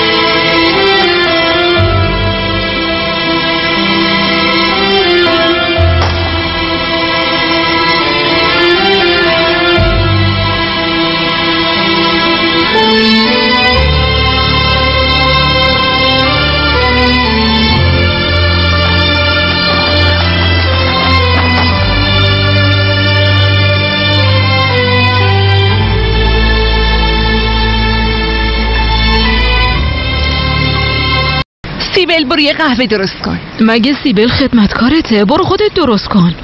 مادر چی میشه اگه درست کنه؟ اگه شما بخواین درست میکنم مادر. نه این روزا بهتره اصلا قهوه نخورم.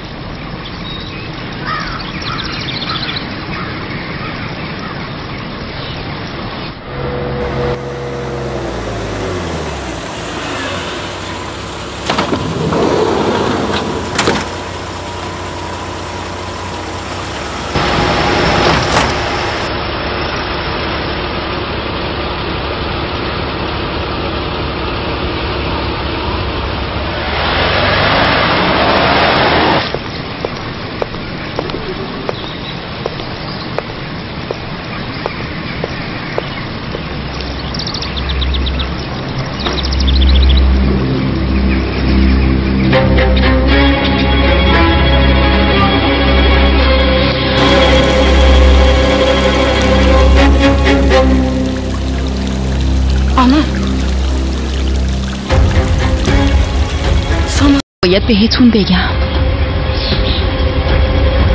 به همتون. خیر باشه دخترم. حالتون چطور آقا سلیم؟ ای بدک نیستم خدا رو شکر. خب بگو ببینم مشکلتون چیه؟ کندال شاموردی، نارین خانم هم زنداداشش هم دختر خالش. میخواستم بدونم ممکنه بهش اجازه ملاقات بدین؟ راستش این کار غیر از روزهای ملاقات ممنوعه. به علاوه خویشاوند درجه یکش هم نیست. میدونم آقا سلیم، ولی ایشون یه مشکلی دارن و حتما باید آقا کندالو ببینم. باشه یه لحظه صبر کن. پسرم کندال شاموردی رو ببرین به اتاق ملاقات. یه ملاقاتی داره. خیلی ممنون.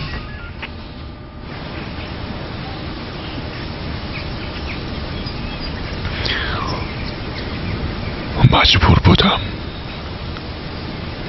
چرا مجبور بودی؟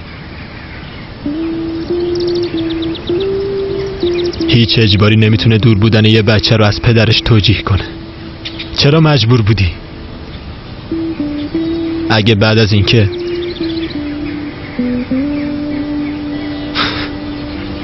غرق شدی تو بیمارستان پیدات میکردم حتما دستاتو میبوسیدن، ولی تو صحیح و سالم داشتی اینجا میچرخیدی. خب به خاطر چی؟ به خاطر اینکه کار عمومو تلافی کنی. کار عمومو تلافی کردی یا نه نمیدونم، یا عموم از کارش پشیمونه بازم نمیدونم، ولی یه چیزی رو خوب میدونم. من سالها و ابرو دختراش روزگار ماها زجر کشیدن. تو محاسباتت خیلی اشتباه کردی بابا.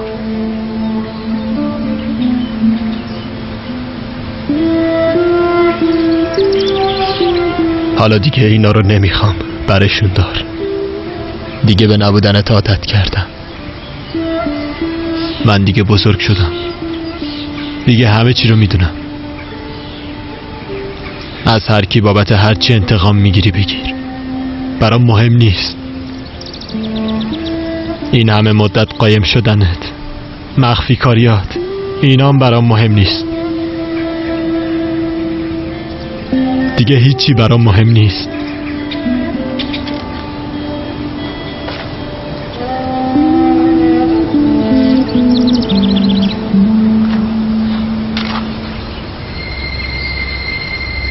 اسلحه ای که عموم بهم داده بودو بده. پسش بده.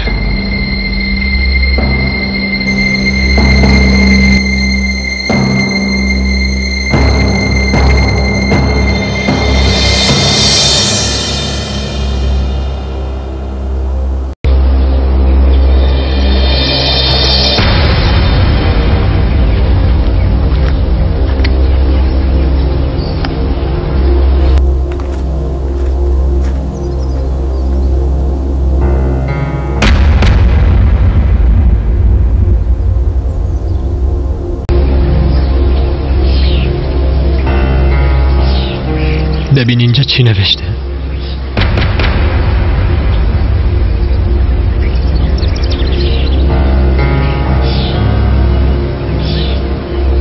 عموم یه اسلحه بهم هدیه داد. میدونی دایم چی گفت؟ گفت میخوای بزنی بزن، من گردن میگیرم و به خاطرت میرم زندان.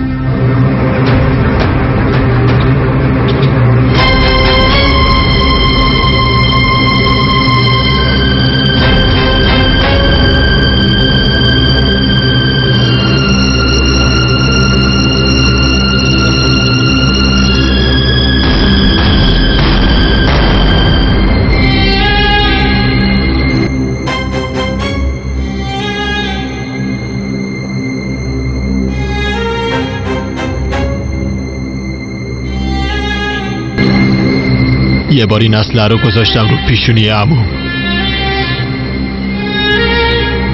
پرسیدم بابامو تو کشتی؟ وقتی منو زدی نذار پوکش اینجا بمونه، فهمیدی؟ با اسلحه با هم بندازشون توی کیسه و بعد بندازشون تو آب. هم داییم هم عموم به خاطر من یا زندان رفتن یا مرگو به جون خریدن. ولی تو چی کار کردی؟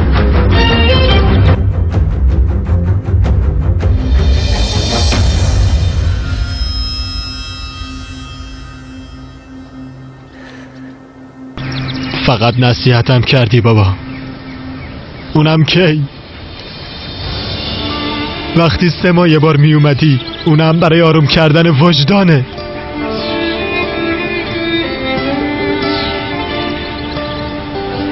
ممنون بابا، من اینطوری راحتم. مطمئن باش دیگه ناراحت نیستم.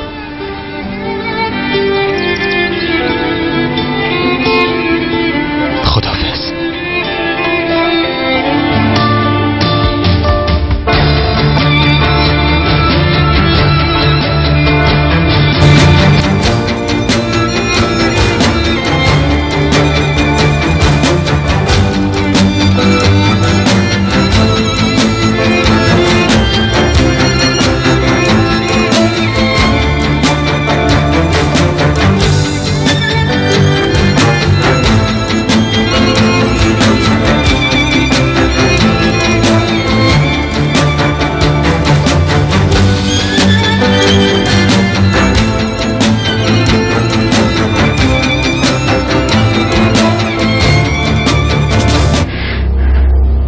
یه بارانو به کسی نگی باشه.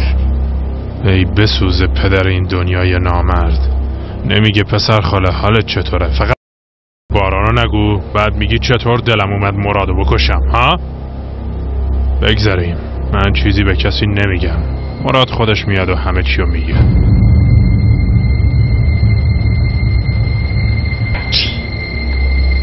تو چی میگی پسر خاله؟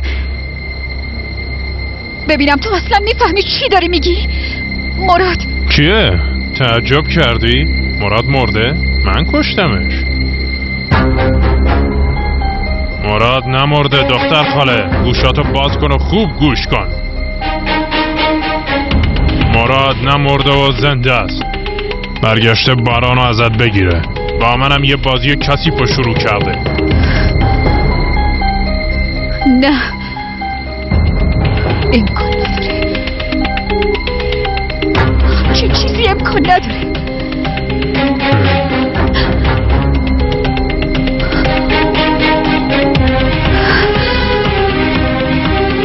این امکان نداره.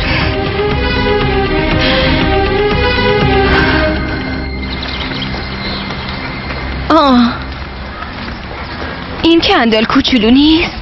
آدا باران بودو آیشه بودو بس کن دیگه.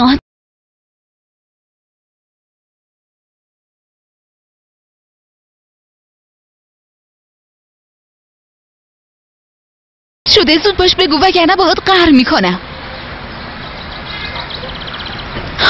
باران چرا حرف نمیزنی؟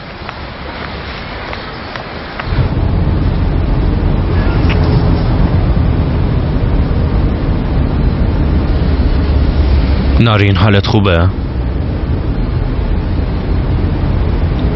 از وقتی نشستی تو ماشین یه کلمه هم حرف نزدی.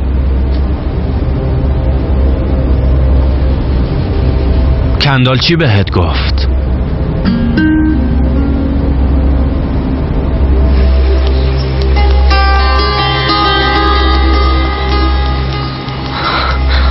ملک چی شده؟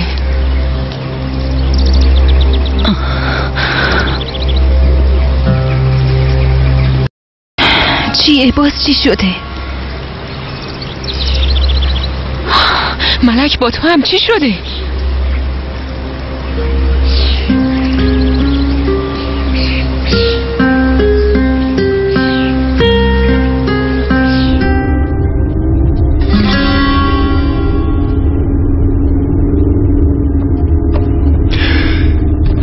هنوزم میتونی تصمیمتو عوض کنی مراد. نه، اتفاقای امروز، حرفایی که باران به هم زد، دیگه وقتشه با همه چی روبرو بشم. با همه چی.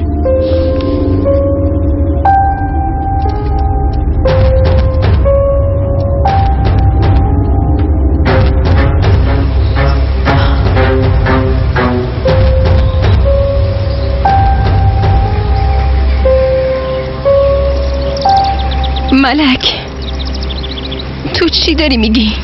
شوخیت گرفته؟ ببین اگه شوخیه. نه،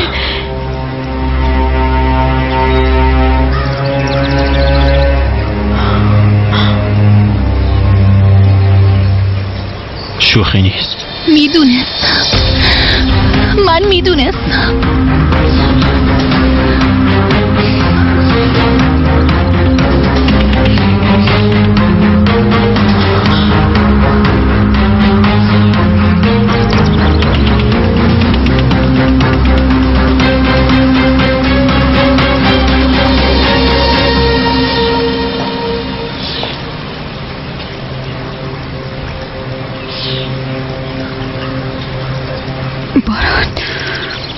ماما،